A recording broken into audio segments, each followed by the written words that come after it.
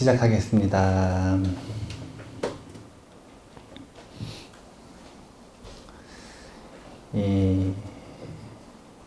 아마 업감연기설 처음 시작할 때나 뇌하연기설 할 때보다 조금 더 잘 들리실 거예요. 제 착각인가요?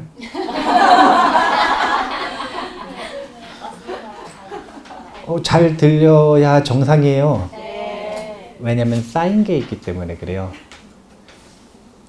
첫 시간 업감연기설을 할 때 제가 표현을 했지만 4대 연기설이라고 말은 하지만 결국은 업감연기설이다 라는 이야기를 했어요. 지금 복습할 때 보면 알겠지만 업감연기설에서 밝히지 못한 업의 저장 장소 통장에 대한 이야기라 그랬죠. 뇌야식에 대해서 명확하게 밝힌 게 이 뇌하연기설이 되는 거고, 이번에는 은행에 해당이 되는 이 진여에 대한 이야기를 하고 있는 게 진여연기설이에요. 그리고 그 연기의 구체적인 과정으로 이야기하는 건 사실은 뭐 특별히 새로운 걸 가지고 하는 거 아니에요. 12연기의 연장이다. 이렇게 보면 되는 겁니다. 그래서 제가 이 첫 시간에 진여연기설의 근본이 되는 텍스트, 기실론 전체를 보는 육자법문에 대한 이야기를 해드렸어요. 근데 그 속에서 대생이 무엇인가가 정말 중요한 거였어요. 이번에는 진여연기설의 이 연기의 과정을 설명하는 이 도구가 되는 3세 육추라고 하는 걸 제가 한번 설명을 해드릴 거예요. 근데 이것도 역시 한 번 설명해서는 이해가 안 되기 때문에 한 번 설명하고 다음 시간에 또 설명하고 그 다음 시간에 또 설명하고 아마 그렇게 될 거예요. 3세 육추를 근본으로 해서 3세 육추 단독으로 한번 보고, 그 다음에 3세 육추에다가 본각과 불각이라고 하는 요소를 더해서 한번 보고, 그 다음에 3세 육추에다가 정법 훈습과 연법 훈습이라고 하는 걸 더해서 한번 보고, 즉 오늘 나머지 3번의 시간을 공부하는 동안에 전체적인 틀을 만들고 있는 과정이다 라고 보면 되기 때문에 오늘 이 3세 육추를 배우시고 나면 오늘 최소한 3세 육추는 외우셔야 돼요. 그러니까 지금 이 자리에서 외우시는 게 아니라 다음 시간 오시기 전에 3세 육추는 외워야 된다. 네. 자, 그러면 제가 3세 육추 외울 거 먼저 적어 드릴게요. 3세 육추 할 때 세와 추는, 세는 미세하다는 거예요. 추는 거칠다는 거예요. 그럼 거친 게 잘 드러나요? 미세한 게 잘 드러나요? 그래서 거친 것은 인식하기가 쉽고 미세한 건 인식하기가 어려운 거예요. 자, 3세 육추 한번 적어 볼게요. 업상, 전상, 현상, 여기까지가 3세. 지상, 상속, 상, 집취상, 계, 명자상, 조업, 수보. 여기까지가 육추입니다. 자, 이제 외우셔야 되니까 한번 따라해 볼까요? 업상, 전상, 현상, 지상, 지상, 상속상, 집취상, 계명자상, 조업, 수보. 아, 다 외웠죠? 네, 다 외웠어요. 그러면 이 9가지 연기의 과정을 한번 순서대로 설명을 해 볼게요. 자, 업상 이전에 무엇인가가 있습니다. 그게 뭐냐면 진여예요. 진여의 세계가 있어요. 근데 진여의 세계에서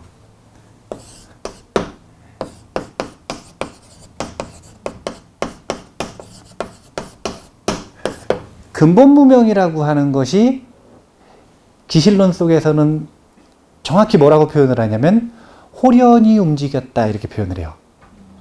호련히 나타났다. 호련히 나타났다 이렇게 얘기해요. 그래서 호련히 나타난 근본무명에 물들어 버리면 그것이 허상임을 알면 업상으로 가지 않는 거고, 그것에 물들어 버리면 어떻게 되는 거냐면 업상이 일어난다는 거예요. 업상은 뭐냐면 이제 우리가 기실론 속에서는 파도의 비유가 자주 나온다 그랬죠. 진여는 아주 잔잔한 아무 움직임 없는 바다예요. 그런데 거기에 호련히 무명의 바람이 불었다 이거예요. 그러면 그 무명의 바람을 멈췄으면 상관이 없는데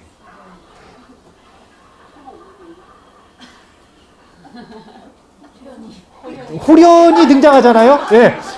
호련히 등장했어요. 이렇게 멈춰버리면 상관이 없는데 멈추지 못하면 문제가 되는 거예요. 그러니까 호련히 등장한 이 무명의 바람이 뭘 만들어냈냐면 첫 번째 움직임을 만들어내는 걸 업상이라 그래요. 움직임이 없는 부동의 세계가 동의 세계로 나아가는데 첫 움직임을 업상이라고 하는 겁니다. 상상이 되세요? 근데 이제 여기까지 파도에 비우고 그 다음에 인식으로 넘어가면 딱 움직이면 뭐가 되는 거냐면, 자 여기서 움직였다, 근본무명에 휩싸였다, 이건 무슨 뜻이냐면 진여를 있는 그대로 보지 못하는 우치가 생겼다라는 거예요. 그럼 어떤 일이 벌어지느냐? 전상과 현상이 나뉘게 되는 거예요. 전상은 뭐냐면 주관, 현상은 뭐냐면 객관이에요. 주와 객이 나뉘는 겁니다. 주와 객이 나뉘어버리는 거예요. 근본무명이 딱 생겨서 이분법이 없을 때 그 세계가 아니라 이분법의 세계로 딱 가면 근본무명에 따라 업상이 움직여버리고 그 다음 생기는 건 주관과 객관이 나뉜다는 거예요. 그런데 여기까지는 아직 3세라고 하는 이유가 뭐냐면 미세하다는 이야기죠. 미세하다라는 건 인식이 가능하다는 거예요? 거의 불가능하다는 거예요? 거의 불가능하다는 거예요. 왜냐하면 아직 주관이 나뉘었지만 지가 생기진 않았기 때문에 그래요. 그래서 3세예요. 그런데 이때 알미 생겨버렸죠. 이때부터는 우리 범부들한테는 굉장히 미세하지만 그럼에도 불구하고 3세처럼 거의 인식이 안 되는 수준은 아닌 거예요. 그래서 추라고 해요. 그런데 나중에 이제 보면 요 앞부분은 무슨 뭐 추중세, 뒤에는 추중추 뭐 이런 표현을 써요. 추 중에서도 미세한 게 앞부분, 추 중에서도 추한 게 거친 게, 자, 추 중에서도 거친 게 추중추. 자, 근데 요 지상이라고 하는 건 뭐냐면 전상과 현상, 즉 주관과 객관이 나눠졌으면 그 다음에 뭐가 이루어지게 돼 있냐면 주관과 객관에 대한 알미 생기기 시작하죠. 네, 알미 생기기 시작하죠. 그걸 지상이라고 한다는 거예요. 그런데 이제 이런 기억을 한번 되살려 보셔요. 레아 연기설 할 때, 자 여기는 언제예요? 어떻게 하셨어요? 여기 전찰나, 여기 후찰나예요.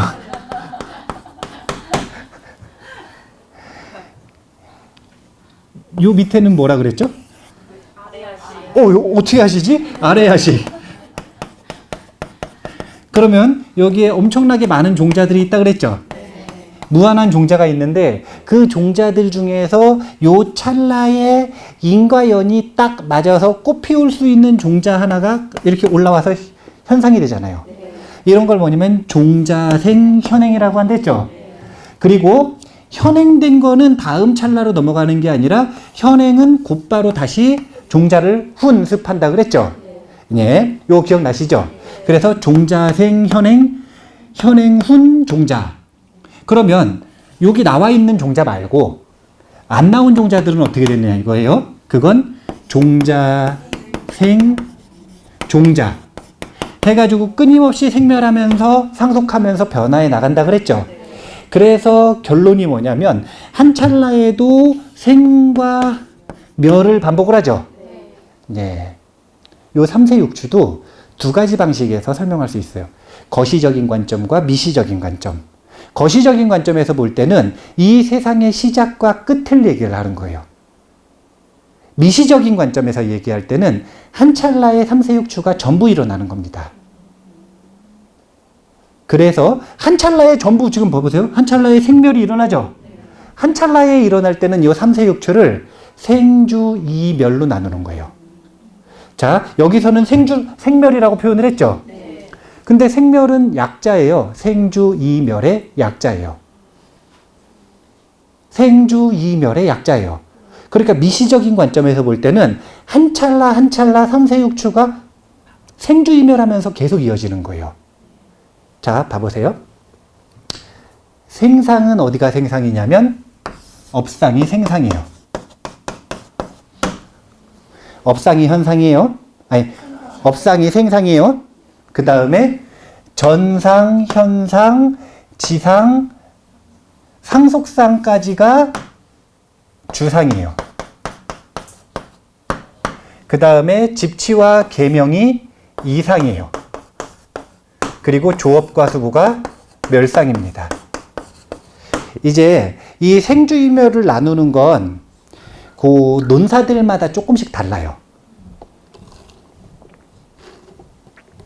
지금 제가 알려드리는 구분법은 감산스님 구분법이에요. 감산대사는 이렇게 나누는데 원효스님은 좀 다르게 또 나눠요.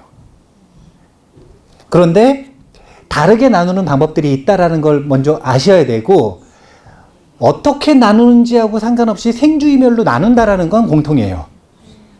그러니까 뭐가 생상이고 뭐가 이상이고 이거는 다를 수 있지만 생주이멸로 나눈다라는 건 공통이라는 거예요. 예를 들면 원효스님은 업상, 전상, 현상까지를 생상으로 봐요.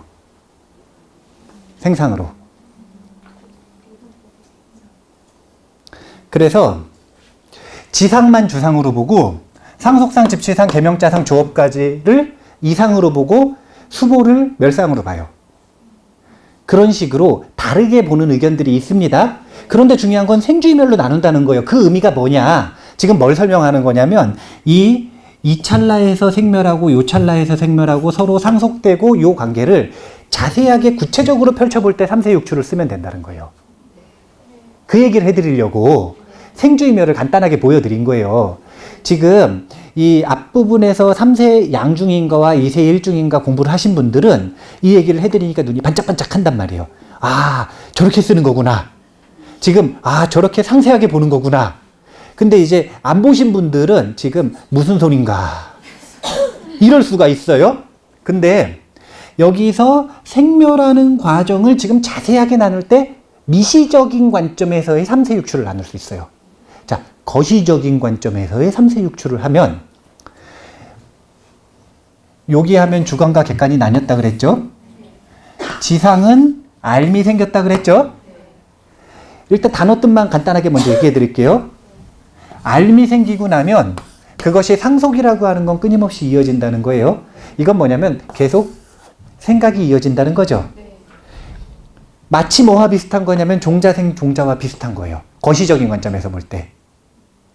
생각이 이어지다가 집취상이라고 하는 건 현상화되죠. 그럼 거기에 대해서 집착하는 마음이 나겠죠. 집취상.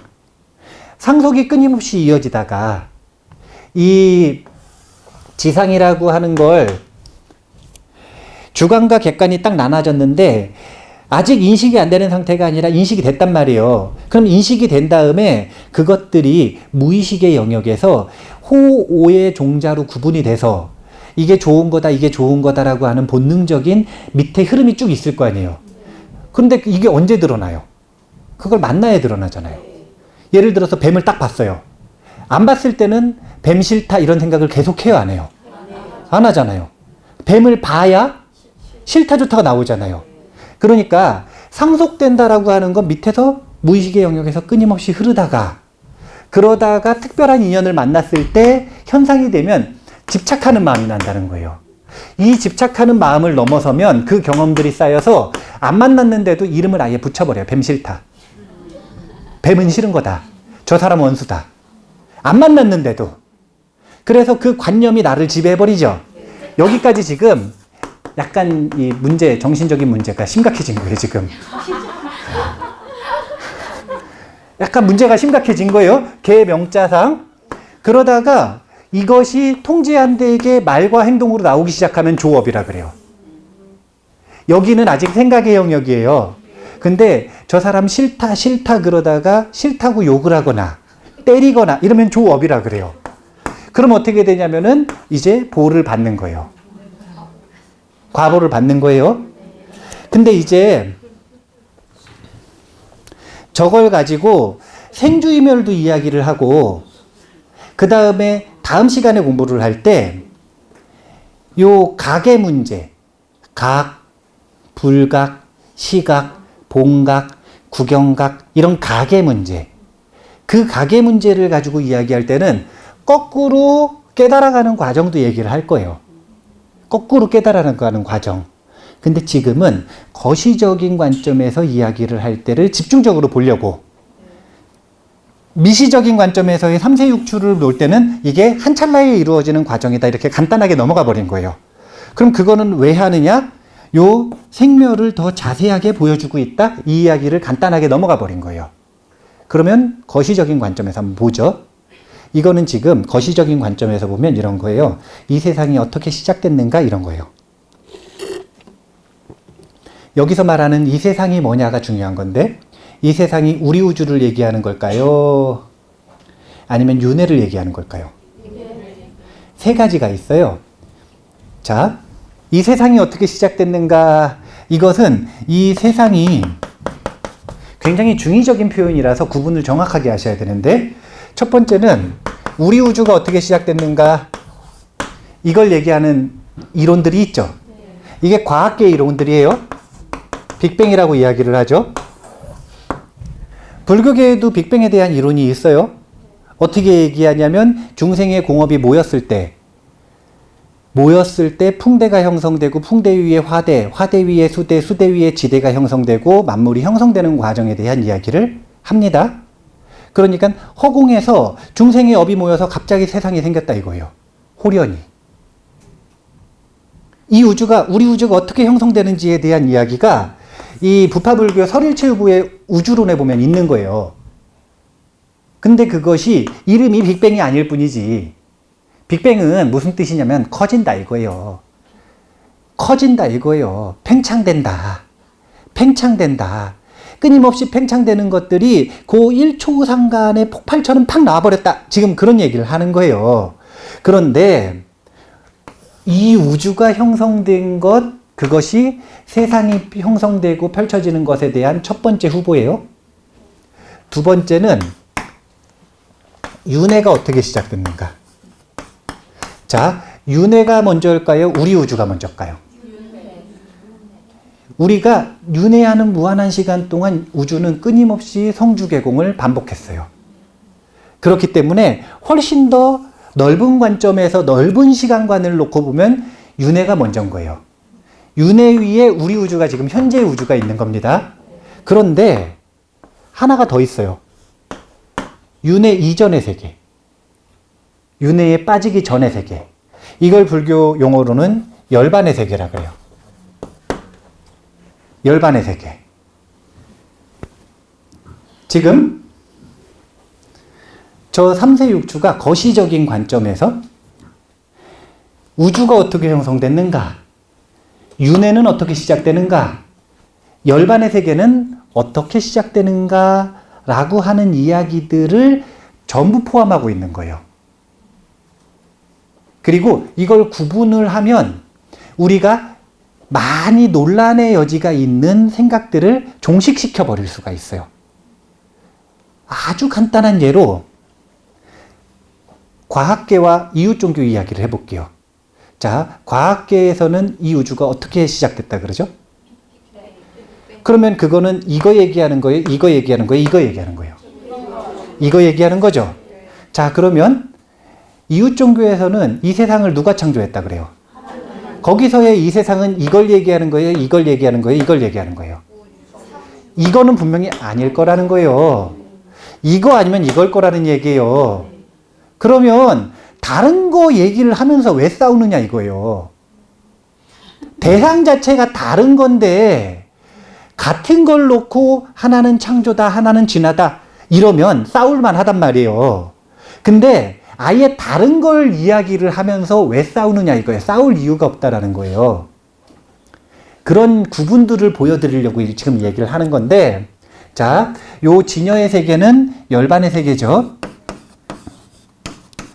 열반의 세계에서 근본무명이 생기면 뭐가 생기는 거냐면 윤회의 세계에 떨어지는 거예요. 윤회의 세계 속에서 중생의 업이 모여서 어떤 특정한 우주가 형성이 된다 이거예요. 그리고 이 우주는 끊임없이 성주개공을 반복하고 있어요. 시점 자체가 우주가 있으면 그 전에 윤회의 시작이 있고 그 이전에는 열반의 세계가 있다 이거예요. 시점이 지금 거슬러 올라가는 거예요. 시점이 다 다른 거예요. 그러니까 어느 시점에 대한 이야기를 하는지만 잘 구분을 해도 싸울 일이 없다는 거예요. 다툼을 자꾸 하면 안 돼요. 서로 막 미워하고 그러면 안 돼. 예. 서로 막 미워하면 안 돼요. 알면 화해할 수 있어요. 알면 화해할 수 있어요. 그런 알을 제공하는 도구 역할을 하는 게 이런 불교의 연기설, 삼세육추 이런 것들이에요. 그래서 잘 배워두시면 나중에 누가 싸우면 얘기를 잘해줄 수가 있어요. 예. 나중에 아들이랑 며느리가 있는데 둘이 종교가 틀려요. 견해가 틀려요. 그래서 막 싸워요. 그럼 싸우지 마라 그냥 이러면은 싸워요. 왜 싸우지 말아야 되는지를 요 연기설을 딱 놓고 얘기를 해주면 그러면은 그 사람이 이해하면 안 싸울 수 있게 돼요. 근데 그 사람이 이해하게 잘 설명하려면 먼저 이해를 잘 하셔야겠죠. 자, 한번 볼게요. 이거 한번 봐보세요. 이거 되게 재밌는 이야기예요. 왜냐면 진여의 세계가 있었다 이거예요. 이건 뭐냐면 열반의 세계예요. 근데 이 열반의 세계에서 호련히 무명이 일어났다 이거예요. 그래서 그 무명에 물들어 버리니까 어떻게 됐냐면 윤회의 세계에 떨어져서 본인을 중생이라고 생각하기 시작한 거예요. 그러면 중생 세계를 우리는 뭐라고 이야기하냐면 피안이라고 얘기하고 열반의 세계를 차안이라고 얘기하죠. 그래서 피안에서 차안으로 넘어가고 싶어 하잖아요. 뭐가 있다 그러냐면 고해의 바다가 있다고 얘기를 하죠. 고해의 바다를 건너가지고 저기 열반의 세계로 가고 싶어 하잖아요. 이거는 지금 피안과 차안이 떨어져 있는 거예요? 안 떨어져 있는 거예요? 떨어져 있게 도식화를 한 거죠. 근데 어디에서도 불교 어디에서도 열반의 세계가 따로 있다는 얘기는 하지 않습니다. 이건 그냥 비운 거예요. 그러면 이 고해라고 하는 게 무엇인가? 그것은 다른 게 아니라 근본무명에 물들어 버린 정도인 거예요. 이 근본무명에 얼마나 물들어 있는가? 그래서 이 기실론 속에서는 이 무명의 작용을 불각이라 그러는데 불각, 깨치지 못한 작용. 이 불각의 정도가 얼마나 두터운가? 이것에 따라 요 고해의 두께가 다른 거예요. 이 고해를 녹여버리는 작용을 하는 게 각의 작용이에요. 각. 각의 작용을 가지고 요 고해를 녹여버리면 그럼 어떻게 되는 거냐면 요 고해가 점점 사라지는 거예요. 피안과 차안의 거리가 없어지는 거죠. 첫 번째예요. 자, 두 번째. 다른 모델을 가지고 얘기를 해드릴게요. 진여연기설은 두 가지 이름을 대표적으로 씁니다. 진여연기설만 쓰지 않아요. 진여연기설이 많이 쓰이지만 진여연기설만큼 똑같은 연기설을 많이 쓰는 이름은 열애장연기설이에요. 진여연기설만큼 많이 쓰이는 이름은 열애장연기설이에요. 근데 이 두 가지는 뉘앙스가 조금 틀려요. 그게 뭐냐면 자, 열애장이라고 하는 건 봐보셔요. 진여의 세계가 있어요. 그럼 근본무명을 먹었죠. 그럼 근본무명을 먹어가지고 이분법의 세계가 형성됐단 말이에요. 그럼 그것을 진심이라고 하겠어요? 여기 중생의 마음을 진심이라 그랬어요? 망심이라 그러겠어요? 망심이라 그러겠죠? 그러면 열반의 세상의 마음을 진심이라고 하겠죠? 진여연기설은 요 진심의 측면에다 초점을 맞춘 거예요. 그런데 요 망심을 가지고 있는, 자 봐보세요. 여기가 지금 열반의 세계, 여기는 윤회의 세계라 그랬죠? 여기는 진여의 마음이라 그랬죠? 여기는 저희 뭐야? 불각의 마음이에요. 불각의 마음. 자, 그런데 여기가 쭉 지금 생멸의 마음인데 잡았어?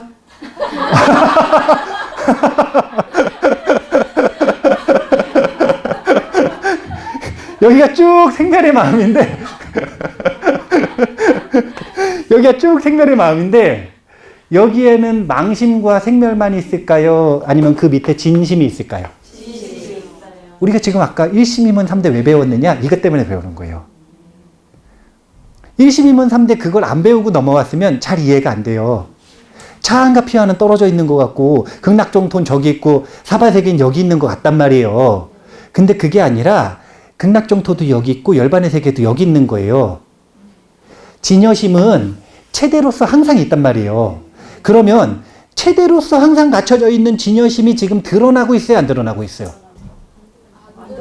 누가 드러냈어요? 누가 드러냈나요? 아니 진여심이 완전히 잘 드러난 게 이제 성문영각 보살 불승, 그래서 사성의 세계에 들어가 있는 분들이 진여의 꽃을 피운 분들인데 누구세요?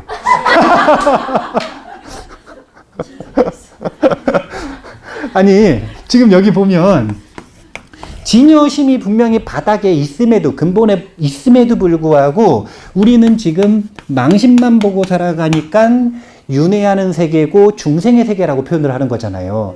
그러면 기실론 속에서의 중생심은 일심이라고 표현을 했죠. 그건 무슨 얘기냐면 망심인 생멸심과 진여심인 불변의 마음이 불일불이의 화합상을 이루고 있는 걸 일심이라고 표현을 했단 말이에요. 이걸 비유를 한 게 열애장이에요. 열애장을 도식화할 때 보통 이렇게 하죠. 요게 뭐냐면 번뇌예요. 열애가 번뇌에 감싸져 있다. 열애가 번뇌에 감싸져 있다. 이걸 열애장이라 그래요. 아니 이게 지금 감이 잘 안 오세요? 이거는 지금 차안과 피안에 대한 이야기를 하는 것과 열애장이라고 말하는 건 같은 이야기지만 진여와 생멸을 바라보는 관점에 아주 명확한 표시를 정확히 했느냐 안 했느냐의 차이가 있는 거예요. 진여연기설 그러면 거기에는 생멸과 화합되어 있고 하나다라고 하는 뉘앙스가 포함이 돼 있어요, 안 돼 있어요? 안 돼 있다는 거예요. 진여연기설이란 말에는. 근데 열애장연기설 딱 이래버리면 우리가 가지고 있는 아레야식 중생심은 열애장이라 이거예요. 이건 무슨 뜻이냐면 망심만 있는 게 아니라 거기에는 진여심이 지금 공존하고 있다라는 이야기를 하는 거예요. 지금 무슨 얘기를 하는 거냐면 차 안에서 피 안으로 넘어가는 고해의 두께 있죠. 그게 뭐냐면 요 번뇌의 두께인 거예요. 요 번뇌의 두께가 가리고 있으니까 피 안의 세계가 아니라 차 안의 세계인 열반의 세계를 못 보고 경험을 못 한다 이거예요. 자, 봐보세요. 그러면은 입장을 바꿔서 생각을 해보세요. 자, 입장을 바꿔서 근본무명 먹어버렸어요. 그래가지고 지금 윤회 세계에 빠졌어요. 윤회 세계에 빠져있는 사람들은 지금 성인의 세계, 열반의 세계가 보여요, 안 보여요? 안 보이죠? 네, 안 보이죠? 안 보이니까 뭐라고 생각하냐면 쫓겨났다고 생각하는 거예요. 자, 그 지금 사실은 뭐 가지고 도식화하고 있는 거냐면 이거 성경의 그 뭐야 이거 그 성경의 여기 무슨 구절이죠 이게? 창세기 그 비유를 가지고 도식화를 하는 거예요. 딱 어떻게 되는 거냐면 열반의 세계는 지금 어디냐면 에덴 동산이요. 에덴 동산에서 뭘 먹었냐면 근본 무명, 이게 뭐냐면 선악과예요. 선악과를 먹으면 어떻게 되느냐? 에덴 동산에서 그대로 있는데 황야가 시작되는 거예요. 에덴 동산에서 떠난 적이 없는데 황야의 망상을 보기 시작하는 거예요. 그래서 선악과를 딱 먹어버리면 재밌는 게 주관과 객관이 나눠지고 그 다음에 남자, 여자, 너, 나 이름 붙이는 것부터 시작이 되는 겁니다. 여기는 이분법의 세계고요. 여기는 이분법이 없는 불의의 세계예요. 그런데 중요한 건 이 근본무명이라고 하는 걸 먹음으로써 에덴 동산이라고 하든 열반의 세계라고 하든 상관없이 여기서 우리가 한 발짝도 움직이지 않고 그대로 있는데 왜 쫓겨났다라는 이미지를 가지고 있느냐. 그건 다른 것 때문이 아니라 안 보여서 그러는 거예요. 황야에 쫓겨난 사람들은 에덴 동산을 볼 수가 없어요. 생멸의 세계, 윤회의 세계에 쫓겨난 사람들은 깨달은 열반의 세계를 볼 수가 없어요. 왜 볼 수 없을까요? 왜 볼 수 없을까요? 크게 얘기해 보세요. 여러분이 짧게 얘기를 하시니까 짧게 얘기하실 거면 한 분이 얘기하시면 그래도 좀 알아들을 만한데 여러 사람이 짧게 얘기하시니까 그러니까 그게 정확하게 뭐냐 이거예요. 그게 뭐냐면 근본무명이나 선악과라고 하는 이름이 뭐가 조금 더 사실은 그 마음을 명확하게 보여주냐면 선악과예요. 선악과. 선악과라고 하는 이름이 선과 악으로 나뉘었다 이거 아니에요. 이건 뭐냐면 이분법이 시작됐다는 거예요.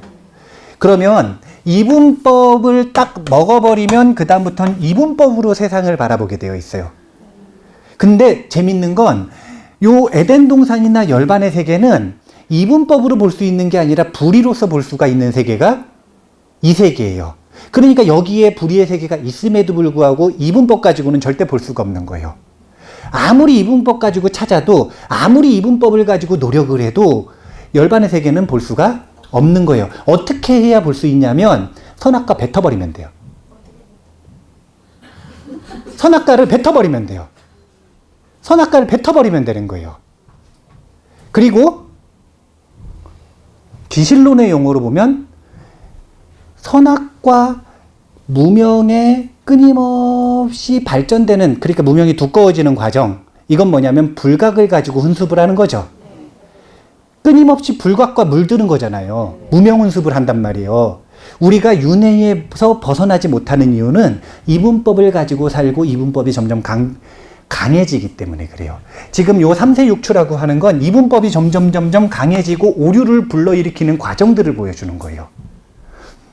처음에는 이분법이 별게 아니라니까요. 그냥 주관과 객관이 생긴 거예요. 너라 나는 개념도 아직 없어요. 그냥 주관과 객관이 생긴 거예요. 근데 주관과 객관이 생겼으면 당연히 알미 생기죠. 나, 너. 그리고 그것이 끊임없이 구르면 어떻게 되냐면 그 대상에 집착이 생긴다는 거예요. 집착이 생기면 그 경험이 쌓여서 없는데도 이름 붙여서 환상으로 보는 관념, 편집증. 이런 거 보고 편집증이라 그러는 거예요. 일어난 일이 아닌데 끊임없이 곱씹어가지고 집착이 강해지니까 그냥 저건 무조건 싫은 거고 이름만 딱 들어도 괴로운 거고 앞에 눈앞에 오지도 않았어요. 근데 뱀을 진짜 싫어하는 사람은 뱀 그래도 까무러쳐요. 아니 눈앞에 뱀이 있지도 않아요. 근데 뱀 그러면 까무러쳐 버려요. 네. 반대도 적용이 됩니다. 사당동 꿀주먹. 그러면 지금 바로 웃어버리잖아요. 이게 뭐냐면 관념이에요. 관념. 재밌다라고 하는 관념도 개 명자상이 생겨버리면 그냥 듣기만 해도 그 이름을 기억만 해도 웃어버리는 거예요. 이런 것들도 개 명자상이에요. 지금 현실에 없는데, 실제 없는데 뱀 보고 까무러치는 거랑 똑같은 거예요. 이분법이 강해지면 이렇게 신병이 심각해지는 거예요. 이렇게 신병이 심각해지는 거예요. 그러다가 그 환상에 정말 강력하게 쏟기 시작하면 말로써 행동으로써 악업을 지어버리는 거예요. 그러면 어떻게 되느냐? 여기까지는 감옥을 안 가요. 여기까지는 가려면 정신병원을 가야 돼. 근데 여기서부터는 어디 가냐면 감옥 가는 거예요. 여기는 남한테 피해를 끼치는 거예요. 여기서는 정신으로 다른 사람 아무리 죽여도 감옥 가요, 안 가요? 안 가잖아요. 근데 진짜 죽이면 어떻게 돼요? 죽이려고 시도해도 갈 수 있죠. 그 차이가 벌어지는 게 여기인 거예요. 그렇게 하고 나야 그것이 다시 현행훈 종자하면서 멸해버리는 거예요. 그러니까 멸상이라 그러는 거예요. 보면 처음에는 생상이 일어난단 말이에요. 그러다가 주상이 쭉 가다가 요쯤 딱 이렇게 되잖아요. 그러면 변질돼 버리죠. 이분법이 강해져 가지고 변질돼 버리잖아요. 집착이 묻어버리고 관념이 묻어버리고 이러면 변해버리죠.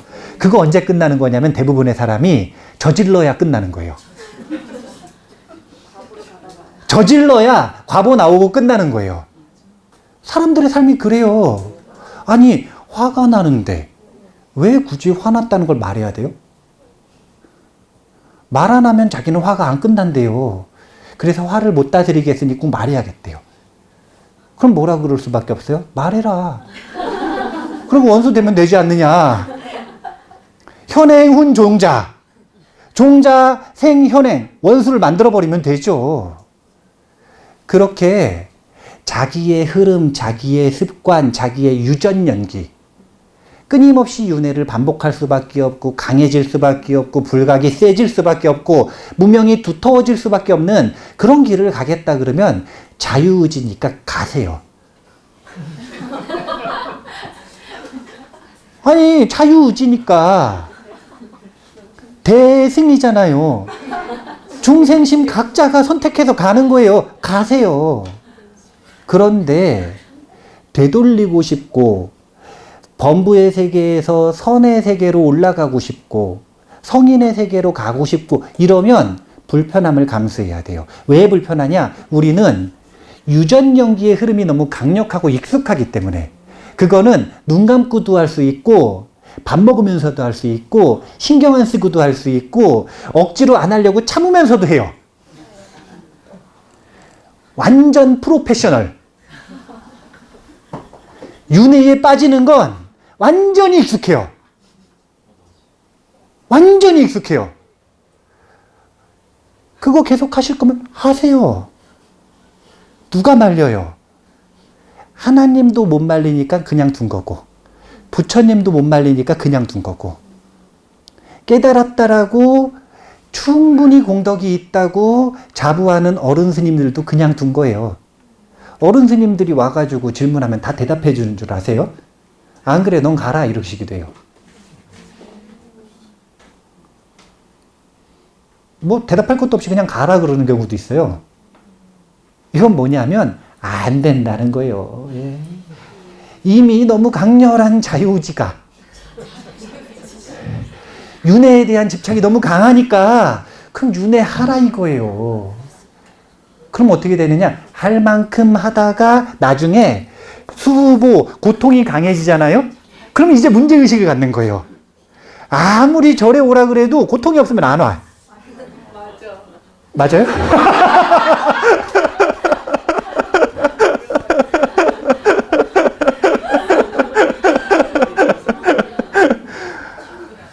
아니 고통이 있어야 올 거 아니요. 그죠? 문제의식을 가지고. 그래서 나중에 지금 이거는 무명의 입장에서 보면 이렇게 오는 거잖아요. 불각의 입장에서 보면. 근데 깨닫기 시작하는 걸 시각이라 그러거든요.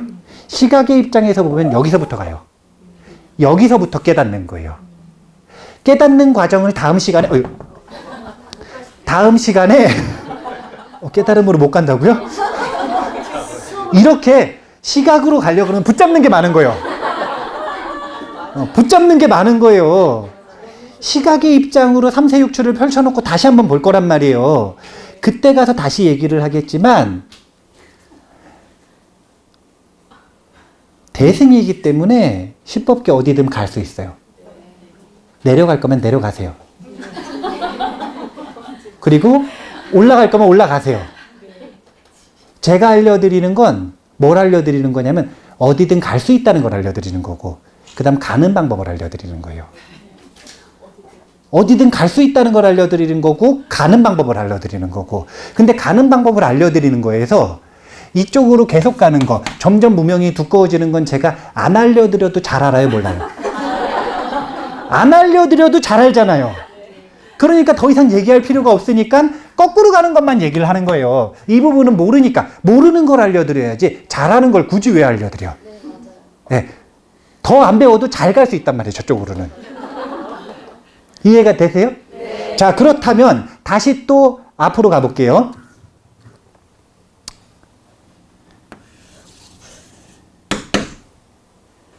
에덴 동산이 있단 말이에요. 열반의 세계. 이름도 동산이에요. 차안, 피안. 저 언덕, 이 언덕. 저 언덕, 이 언덕. 저 동산, 이 동산. 네, 저 동산, 이 동산. 에덴 동산이 있단 말이에요. 거기서 선악과를 먹어버렸어요. 그래서 이분법의 세계가 펼쳐집니다. 근데 여기는 전부 망상의 세계예요.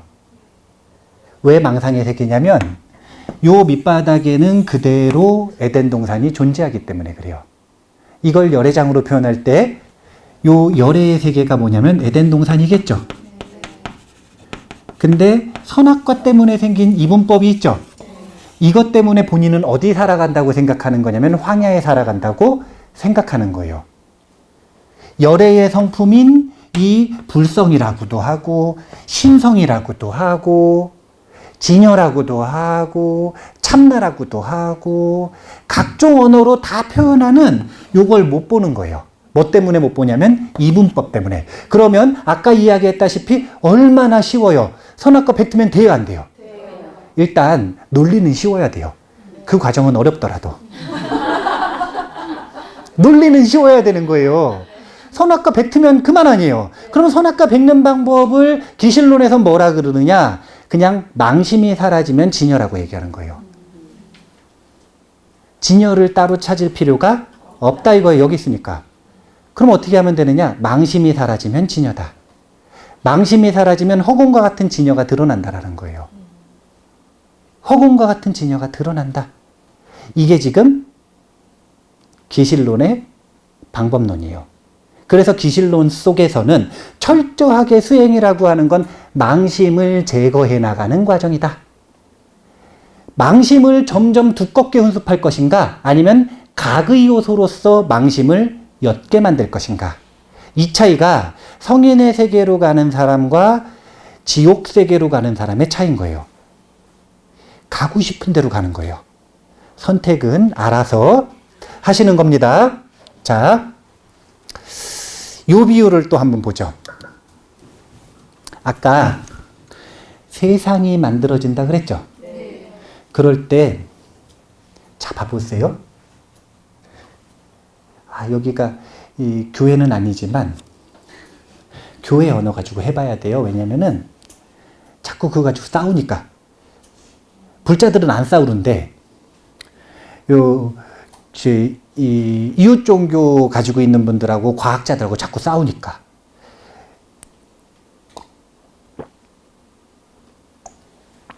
그 비유를 가지고 한번 봐볼게요.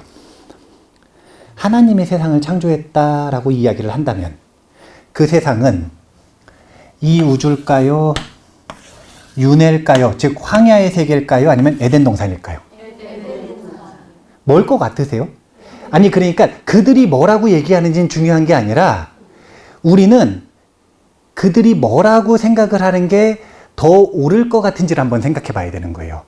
그들이 본인들의 사상에서 뭐라고 생각하는지는 중요한 게 아니라 뭐여야 다툼이 종식될 것 같은지 그리고 뭐여야 논리에 맞는지를 보자는 거예요.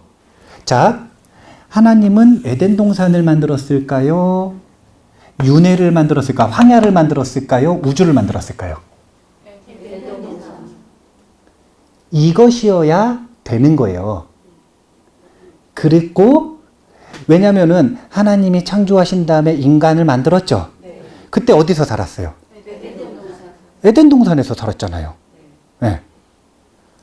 그 다음에 황야를 만든 건 누가 만든 거예요? 독사가 만든 거예요. 독사. 선악과 누가 먹였어요? 독사가 먹였죠? 독사가 만든 거예요. 황야를 만든 건 독사가 만든 거예요. 독사.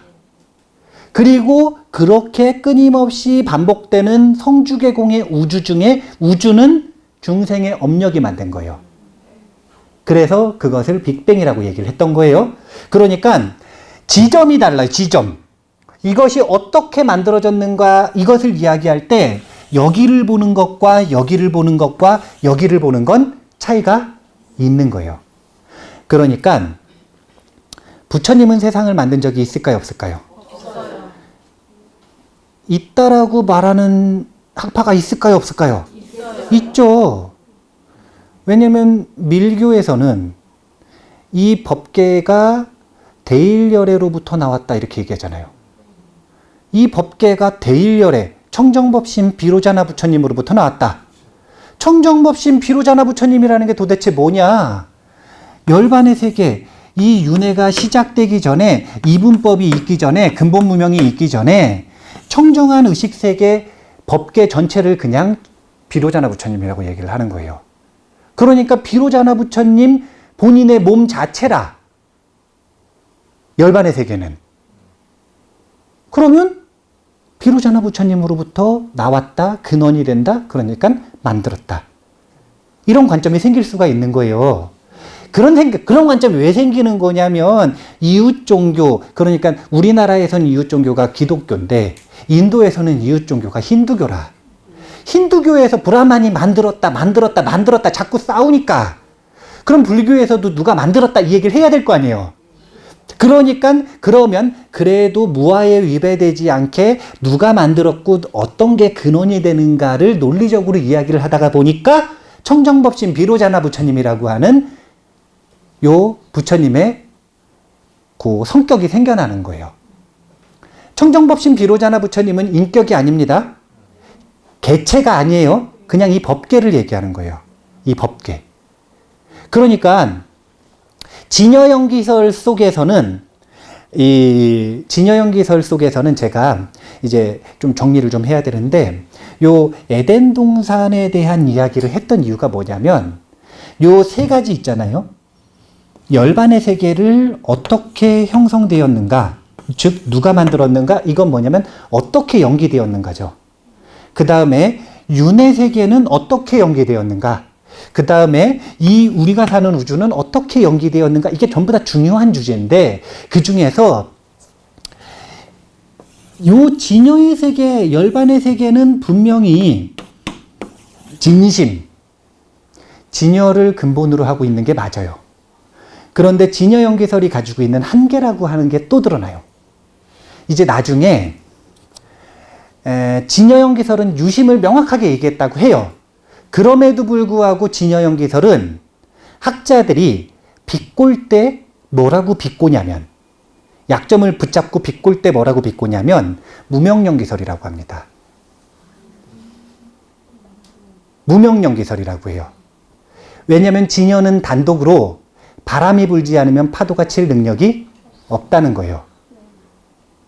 진여를 근본으로 하는 건 분명하지만 바람이 불어주지 않으면 이 윤회 세계가 펼쳐지지가 않기 때문에 이 윤회 세계가 펼쳐진 것, 이것은 무명연기설이라는 거예요.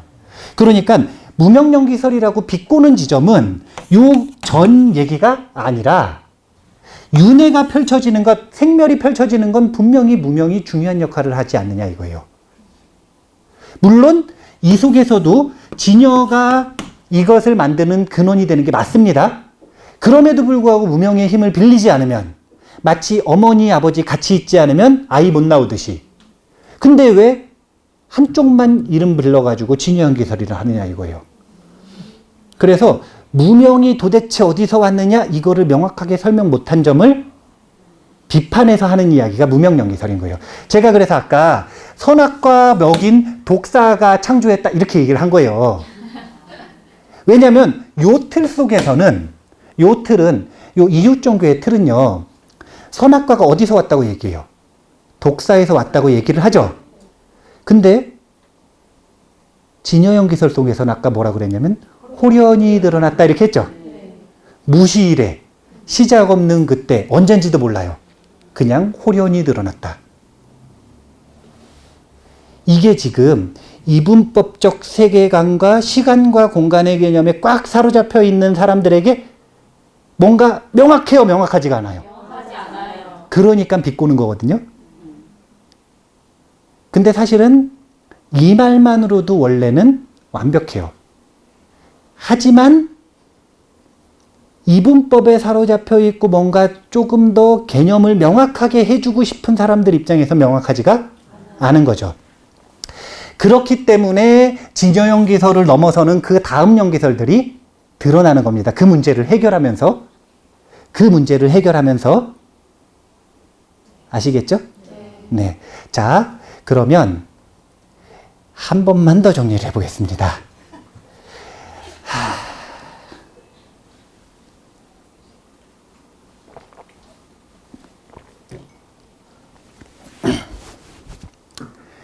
이 세상이 어떻게 창조됐고 어떻게 펼쳐졌고 어떻게 연기되는가 이것은 같은 맥락의 이야기들이에요. 다만 그 근원이나 주체나 원동력이 다름에 따라 누구는 창조라고 하고 누구는 진화라고 하고 누구는 연기라고 하고 연기라는 이름 속에 한 명이 창조했다는 거예요. 아니면 수없는 인과연이 모여서 이루어진다는 거예요. 그런 뉘앙스의 차이는 있지만 분명한 건 그 변화하는 모습들과 나타난 현상이 어떻게 나타나느냐? 이 궁금증은 똑같다는 거예요. 그런데 그것이 이 세상이 어떻게 나타났는가 할 때 세상이 차이가 있다는 걸 먼저 알아야 된다는 거예요. 어떤 차이가 있느냐? 우주가 어떻게 나타났느냐? 이걸 얘기하는 것과 윤회세계, 중생세계, 황야가 어떻게 시작됐는가? 이걸 얘기하는 것과 열반의 세계, 에덴 동산이 어떻게 시작됐는가? 이걸 얘기하는 것과 같다는 거예요. 다르다는 거예요. 완전히 다른 주제라는 거예요. 지점 자체가 틀리니까. 그러니까 우주가 설명된 걸 설명하는 과학계와 열반의 세계가 그러니까 우주 그리고 윤회 이전의 열반의 에덴 동산의 세계가 어떻게 형성된 것인가를 이야기하는 종교계와 싸울 필요가 있다는 거예요, 없다는 거예요? 없다는 거예요, 없다는 거.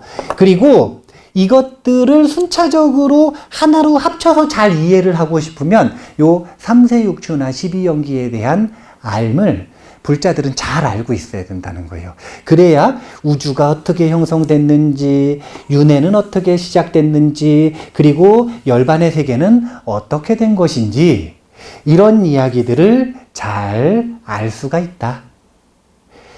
3세육추나 12연기는 지금 가치가 여기까지 우리가 지금 발전을 시킨 거예요. 이제 다음 시간에 공부를 할 때는 어떻게 할 거냐면 지금 여기서 이게 형성되고 이렇게 형성되고 이렇게 지금 윤회가 점점 나아가는 거죠. 거꾸로는 어떻게 갈 것인가 이걸 보는 거예요. 이제 어떻게 뒤로 갈 것인가, 열반의 세계로 다시 어떻게 돌아갈 것인가. 자, 열반의 세계로 돌아갈 게 있을까요, 없을까요?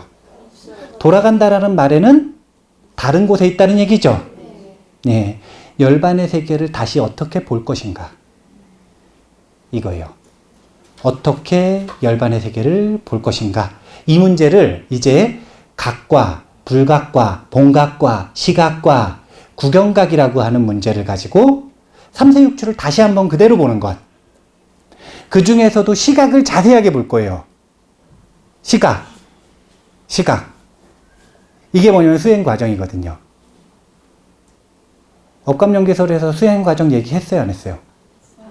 안 했죠? 네. 레아 연기설에서는요? 안 했죠? 진여 연기설쯤 되면 해야죠. 네. 4대 연기설 특강 중에 한 번쯤은 해야죠. 그래서 어떻게 환멸해 나아가는지 되돌아가는지에 대한 이야기를 다음 시간에 한번 공부를 해보도록 하겠습니다. 제가 이 좋아하는 표현 중에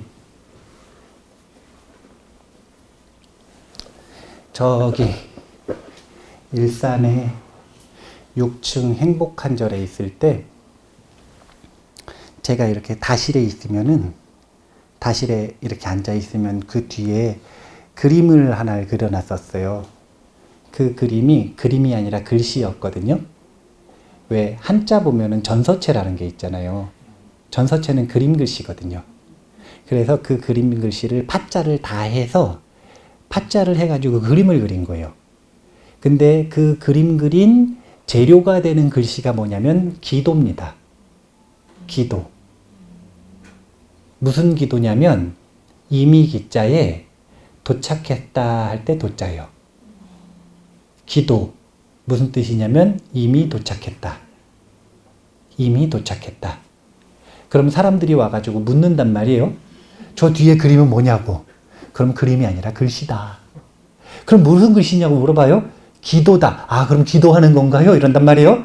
그게 아니라 이미 도착했다는 뜻이다. 이 기도라고 하는 게 무슨 뜻이냐면 우리가 찾고 있는 열반의 세계는 이 자리에 있다는 거예요. 진여연기설에서는 이걸 명확하게 밝히고 있는 거예요. 그래서 제가 이 종범스님 설법 좋아하는데 종범스님 설법 제목 중에 유명한 제목 중에 하나가 고향에서 고향 찾는 나그네라는 제목이 있어요. 고향에서 고향 찾는 나그네. 자, 고향에 있었어요. 근본 무명을 먹어버렸어요. 그래가지고 기억을 잃어버렸어요. 그러면은 고향이 어딘지 잊어버렸어요? 안 잊어버렸어요? 근데 고향이 그대로 있죠? 근데 거기가 고향이라고 하는 걸 인식할 수 있는 힘이 없으니까 어떻게 되냐면 고향 위에서 계속 고향을 찾고 있는 거예요. 자기는 나그네라고 생각하면서.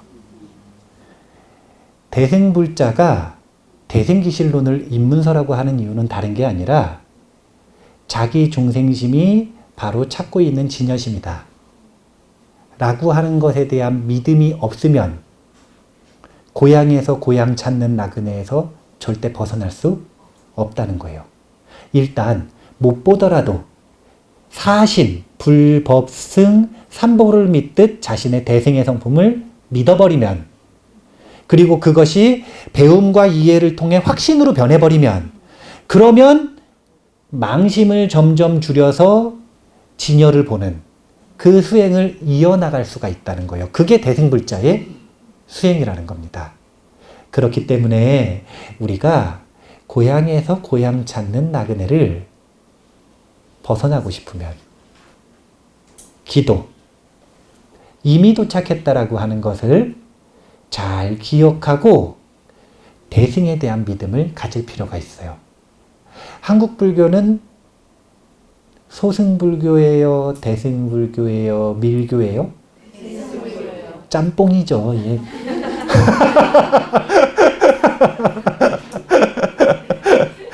회통불교라고 해서 전부 다 하죠. 예. 근데 그럼에도 불구하고 본인들을 지칭할 때는 대승불자라고 얘기를 하죠. 그러려면 최소한 대승이 뭔지는 알아야 한다. 그리고 대승에 대한 믿음은 있어야 한다. 그래야 당당하게 누구에게나 자신이 대승불자라고 이야기할 수 있는 겁니다. 대승에 대한 믿음이 생기면 나와 남에 대한 관점이 바뀌는 거예요. 나도 이미 진여의 성품이 있고 너도 이미 진여의 성품이 있고 보리심이 안 일어날 수가 없다는 거예요. 그렇게 대승에 대한 믿음을 잘 일으키기 위해 지금 2년 닿은 진여연기설 공부 잘 하시고 그 다음에 더 하고 싶으신 분들은 기실론 공부를 조금 더 하시면 좋겠습니다. 아시겠죠? 네. 아이고.